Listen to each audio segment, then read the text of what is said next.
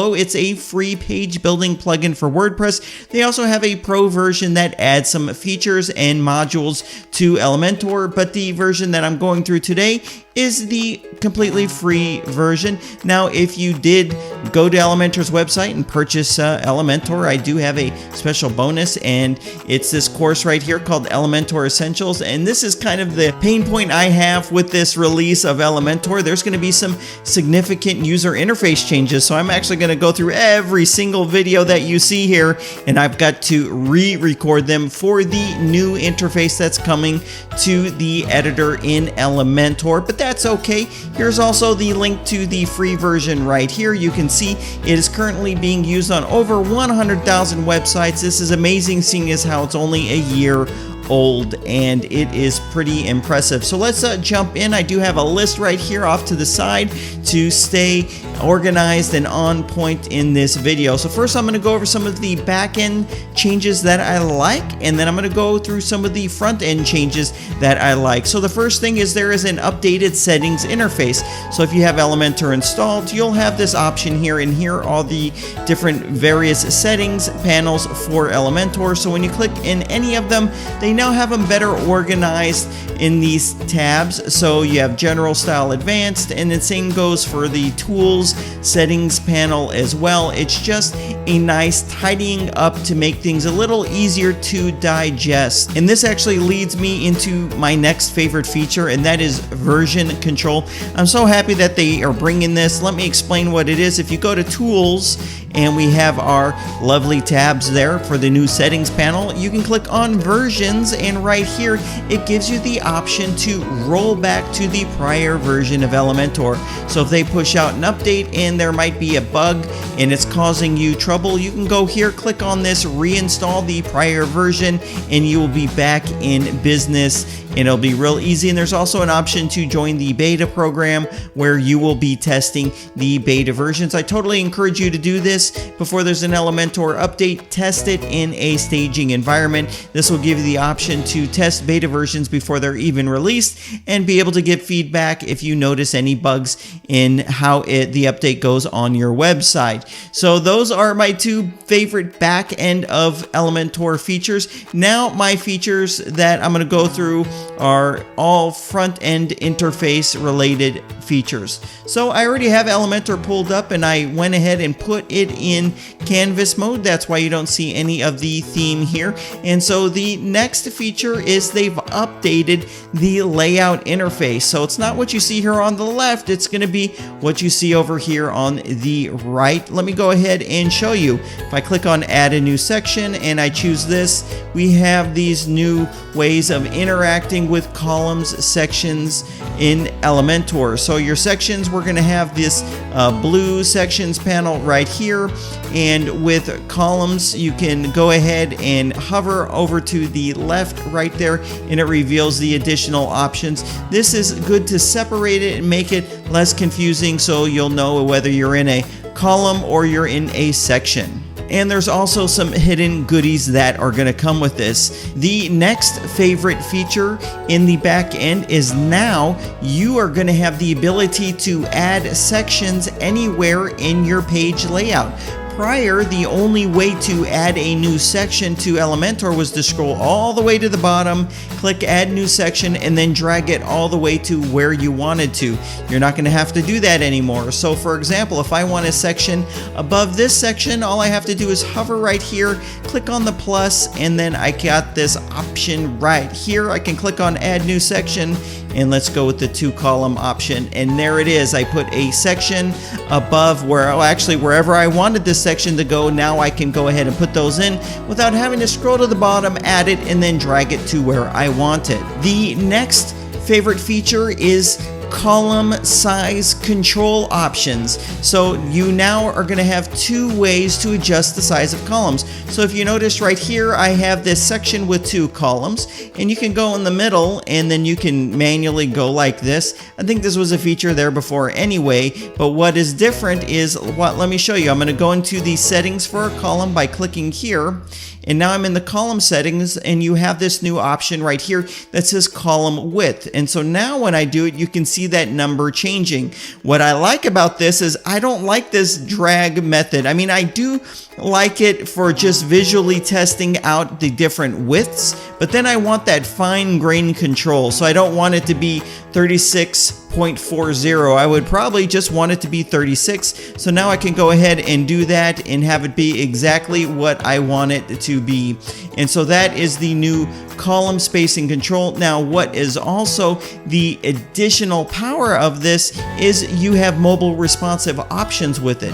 So if I go ahead and get into the section controls here, and then here is my column width, I can go ahead and click on this little icon here, and I can set widths for the device that the person might be on. So I can have my desktop width, my tablet width, and my mobile width. And what's nice about that is you're gonna just now have more layout control on these various different devices that your website visitors might be coming to your website on. A perfect example is if you had a 3-column layout, what do you want to have happen when it's on a tablet? Do you want them all kind of scrunched in together and kind of on the same row? Or do you want to maybe make that first one go on the top and the other two go beneath it? You now have these options with the different column widths, and now that you can choose it for mobile devices as well as for tablets. This is a very powerful feature because you have to design your website for all devices. There is no getting around this. You have to design it and think about, how's this going to look, or do I have the option to change how this looks on these various different devices that people are using to come to your website. The next favorite feature is the very easy way to have z-index options. I'm sorry if that is something that's a little more on the technical side, but with Elementor, there's a lot of times you might want to have overlapping elements. And so what that is say you have 2 images, and then you want one of those images up a little higher and maybe covering the other image a little bit. But say this one's on the top, this one's on the bottom, but how the heck do you get this one on the top and put this one on the bottom? And that is where this z-index comes in. The element with the higher z-index number is going to be on the top. Let me try to demonstrate it. I don't know what images I actually have on this test installation. So let me go to add a new section, 2 columns like that. I'm going to go ahead and drag an image into here. Let me see what I've got in the image. Oh, I do have some stuff in the image library. Very good. So I'm going to go ahead and choose this one, insert media. This is perfect. Okay, so now I'm going to go ahead and do the same thing for the image right here. I'm going to go ahead and drag that in. I'm going to choose an image like this, and we'll do something different like that. And actually, you know what? I need to have an image that's going to be similar size. So let me go ahead and choose this one, and there we go. So now I'm going to go ahead and create this overlapping effect. So I'm in this image right here. I'm going to go to advanced, and I need to do this with something called negative margin. So I'm going to go ahead and unlock it. And so on the left, I'm going to go negative like this. And you see how it's kind of overlapping. Okay, I'm not going to get too much into this. So say you're doing something like this, but you may want this image above this image right here. With this z-index, you're going to be able to do that. So you would just go ahead and click on this image right here, then go ahead and click on the Advanced tab, and you're going to see right here this new z-index option. So I can go ahead and increase the number, and there it is. Just by giving it a 1, it put it on top of this right here. Now, having overlapping elements is a very modern design trend, and before it was very tricky to do this for someone that might not understand CSS, and now you have this option. I wish it wasn't called z-index. I wish it was something more obvious, But anyways, that is what Z-index is. Elementor is bringing easy Z-index control on a per element basis, a per column basis. It's pretty amazing what they're doing, and I really like this feature. The next new feature they're adding is hover effects to just about all kinds of stuff. And so let me see how best I can demonstrate that. So, okay, I've gone ahead and deleted the section, and so I've got this section right here. Let me go into it like this, and then I'm going to go ahead and start. So I'm going to start showing you some of these hover effects right here. So what you could do is, for example, let's just give this background a color. Let's go like that. Let's make it black. Why not? And then you notice I have this hover option, but you will also notice that it's not just for colors. It's going to be here in the background overlay. It's going to be in the border, and it's not going to be for shape divider. So anyways, you can have everything kind of visually change when someone hovers their mouse over it, and it's these subtle things like that that really make your website come to life. So let me just show you a real basic example. I'm going to click on hover, click on this right here, and let's just choose this green. Why not? Like that. So there we go. And now when I hover my mouse over, it changes to this hover effect. Now you're going to be able to do this, use this in some very creative ways. I'm really excited to use this and just kind of brainstorm all the different really creative ways that you can use this to make your website come to life. A good example of this is maybe an e-commerce site where you go over, if you see an image of a product right there, you hover over it, and then it just fades into a different angle of that product. That's a very typical use for this. There's lots of different things that you can do. You can also have a drop shadow when you hover, so kind of make the effect where it looks like it's being lifted off the page.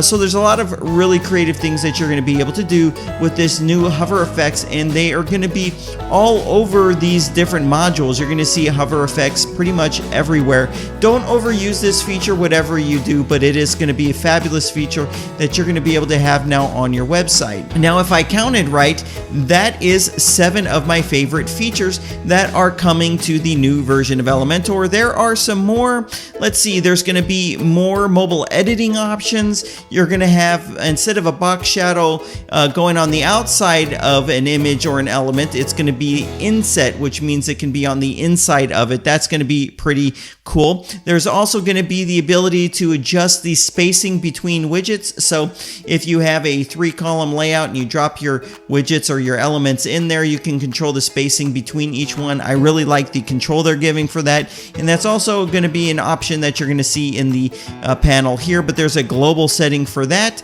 You're going to be able to control the entrance delay animation. So if you have an entrance animation on something, you can control the delay, how long it takes for that animation to complete. And you're also going to be able to have the option for any links that you add to a button or something like that to make those no follow links. Wow, so that was a big mouthful. All of these amazing new features that are coming to Elementor. I'm very excited about it. It's supposed to maybe come out in about a week or so, and I'll probably be having more videos on these individual features. And like I said, I got to update every video in that course, but I'm looking forward to doing it. And if you didn't know, you can actually get this course for free if you are interested in purchasing the pro version of Elementor.